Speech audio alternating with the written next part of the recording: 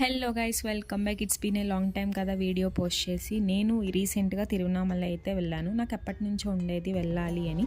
But శివుడాజ్ఞ లేనిదే చీమైనా కుట్టదు అంటారు కదా. సో ఆయన పిలుపు మాకు ఈ కార్తీక మాసంలో వచ్చింది. బేసిక్గా ఇది అన్ప్లాన్డ్, అన్నీ అప్పటికప్పుడు సెట్ చేసుకుని వెళ్ళాం.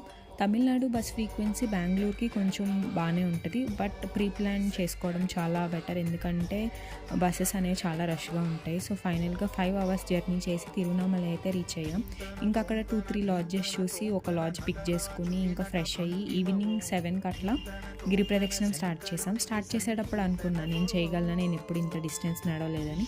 బట్ 14 kilometers ఆయన నడిపించేస్తాడు, దానికి మనం వరీ అవ్వక్కర్లేదు. అండ్ ఫైనల్లీ దర్శనం విషయానికి వస్తే ఎర్లీ మార్నింగ్ వెళ్ళాము 5కి.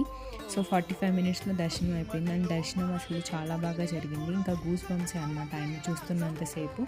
అంత బాగుంది. నేను చాలా సాటిస్ఫై అయ్యాను.